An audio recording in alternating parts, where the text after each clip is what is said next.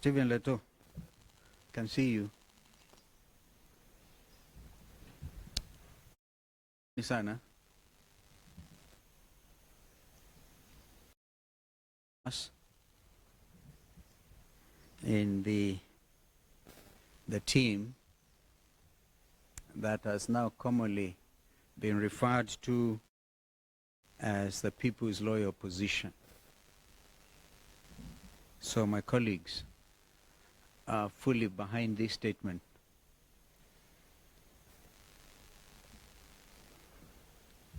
Fellow Kenyan patriots, this is entitled Jamhuri Season Address. Today, December the 9th, 2024. I'll repeat, fellow Kenyan patriots, receive this message of seasonal greetings and goodwill wherever you may be in our country and beyond. We thank God that He has enabled us to enter the festive season at the end of the year. Traditionally, our Jamhuri celebrations as Kenyans have usually raised the curtain to a joyous period for the entire global community. Our Jamhuri activities usually flow into an extended season that merges with Christmas and the New Year festivities. It is usually time to forget some of the challenges through the year and to join our friends and families in joyous activities. Accordingly, we send the festive season's greetings to the friends of our Kenyan nation throughout the world.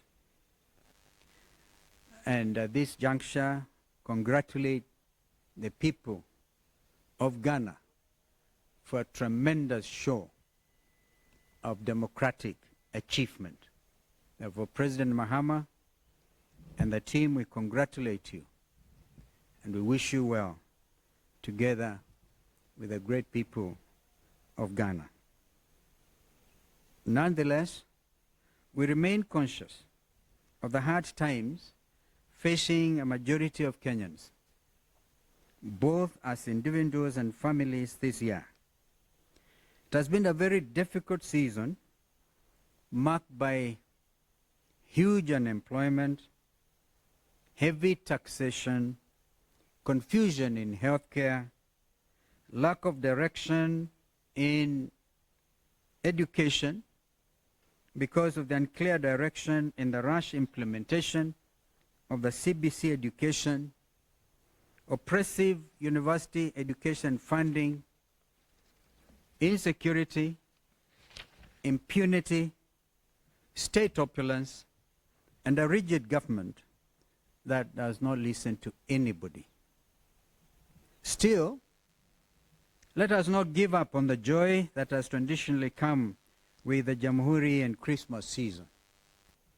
It is remarkable that this season is also marked by the International Anti-Corruption Day, which is marked today, the 9th December, and the International Human Rights Day, which will be celebrated everywhere in the world tomorrow on December the 10th. Then there is also the climax of the 16 days of activism against gender-based violence, which has gone on for slightly over 2 weeks now. Put together with Jamhuri Day on Thursday this week, this is a truly significant season. We are called upon to solemnly reflect about the import and wider relevance of some of these remarkable days as citizens of our country and citizens of the greater global community. We are especially called upon to do an honest audit of our performance as a Kenyan nation in all the spaces that are being celebrated this week. What is the reading of our human rights record, for instance? What are we doing about winning the war against gender-based violence? What is the state of our self-determination as an independent nation? And what have been the dividends of independence through the years? What gains have been made, if any, under the Kenya Kwanza regime? How have state authorities cushioned the citizens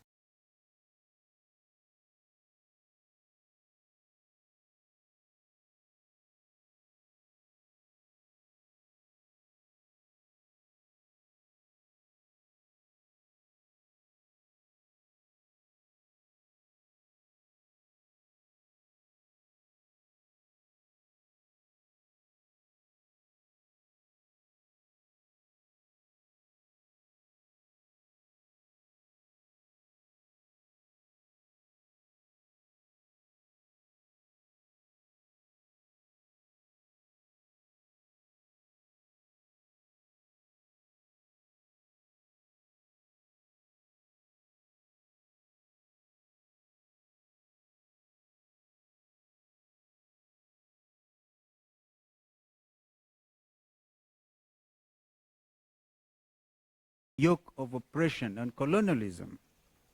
This regime is keenly bent on reversing this gain by restoring both physical and psychological torture. Our human rights record is at an all-time low. Good governance, as promised under self-determination, is in a terrible spin. Violence against women and the exclusion in important spheres is at an all-time high. An average of cases, 196 of gender-based violence against women are reported every day. When this should be the week of celebration, therefore, it can at best be only a week of grave reflection.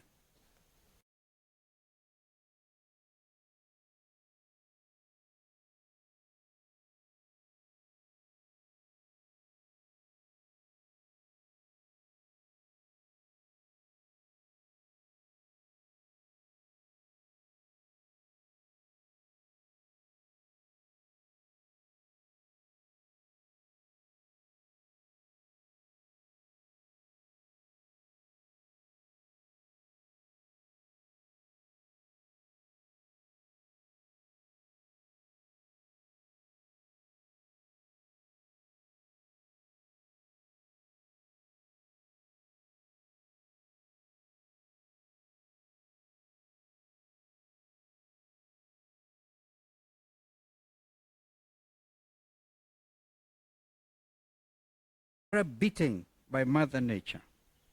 Floods hit many parts of our country. Kenyans drowned in flood waters as the state looked on, unmoved. And when it intervened, it was to pull down people's homes. Remember, Mathare. Remember. Without any effort at all to give them the comfort of alternative shelter. The Kenyan state reported that it had set aside hundreds of billions of shillings as floods disaster management funds. To date, we don't know what happened to those monies.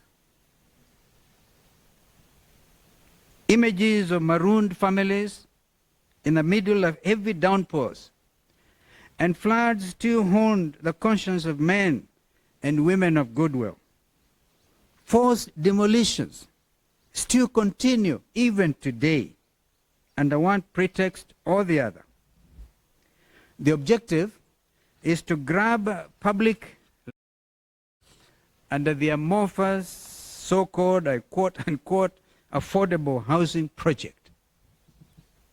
This project is shrouded in blatant opaqueness. This can only speak to corruption in high places in a compromised national state.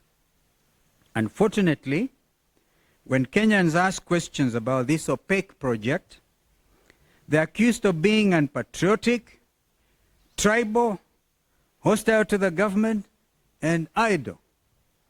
Indeed, wenye upepo mbaya. Both the opacity and the hostility by the state against inquiry speak to only one thing: corruption. We have bad news for President William Ruto and his pawns. No amount of blackmail or intimidation will make us relent on asking questions about corruption in our country. We are going to talk about corruption, and we are going to fight it too, like we did. We went to court against the Andani JKI takeover. No amount of threats, intimidation, abductions, and disappearances, or even killings, will stop us from demanding accountability. We are not just asking, we actually demand accountability. It is in accordance with the rule of law, in accordance with our Constitution 2010. It has also been a season of confusion and unrest in our schools, in our hospitals, and in our universities. Moi University is a glaring example of misrule. We have seen confusion in our airports and across the counties, all owing to what can only be described as felonious conduct by Kenya's national executive. Professional staff in these places have spent months at a time on strike.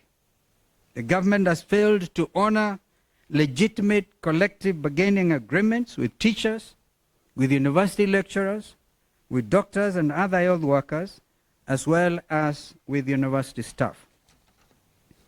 Other Kenyans have gone on strike out of fear of loss of jobs and livelihoods due to reckless decisions and actions by a short-sighted and uncaring government that entered into such shameful deals as the obscure Adani tenders. There are such fears in the Airports Authority and among members of the now defunct National Health Insurance Fund, NHIF. Meanwhile, the Social Health Authority, SHA, that replaced NHIF, is in a state of thorough confusion. Kenyans are dying every day for want of health care because of the confusion in SHA. Was this SHA intended in the first place as a scam? Almost as if it has been in the grip of some mysterious forces from the spiritual world, Kenya Kwanza is visiting untold atrocities upon its citizens. This has been the season of abduction, disappearance, torture, and killing of Kenyan youth. In all this, the government has feigned ignorance. The year we are about to end will be recorded for the battering in the streets and for the killing of our Gen Z youth. Their only sin was that they came out to exercise democratic self-expression and to stage peaceful protests against an untrustworthy regime that has gone rogue. And how did the regime act? They did a parallel of goons to turn otherwise peaceful, legitimate protests upside down. Our youth protested against oppressive tax policies and against bad financial laws and practices. They demonstrated against shameless displays of opulence and of corruption in high places in government. For this, they were battered, their heads were violently opened in the streets. Those pictures outside the National Assembly are still fresh in the minds of Kenyan parents. Their lives were taken away in the prime of youth. They were shoved into gunny bags and thrown into dump sites like bad rubbish. What government does this anywhere in the world in the 21st century? I recall when we had to go and join the people of Embakasi South and witness that terrible, terrible sight. If it was a responsible government, by now they would have sent the Army, National Youth Service to clean up that mess. But do they care? This regime is determined to reverse the democratic gains that Kenyans have made over the years. It has captured the legislature and reduced it to a cheap rubber stamp for the executive. And today, it is busy stalking the judiciary with the same intents. We hail Kenyan youth for standing up to this oppressive and corrupt regime. We assure them that they are not alone. They are our children. Their welfare is of the greatest import to all of us. We shall not look on as their future is stolen from them by an uncaring regime. We are going to fight for you and with you, especially in the new year. To that extent, we will give direction not too long from now. Prepare for the start of what I call the final liberation of our country. We are sending a warning to the abductors and to the killing squads. The writing is on the wall.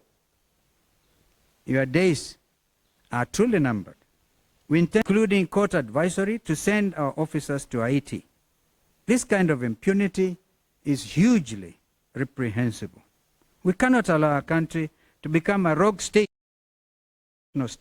international scene. We are closely looking into the matter of deployment to Haiti and will address it more comprehensively in the new year.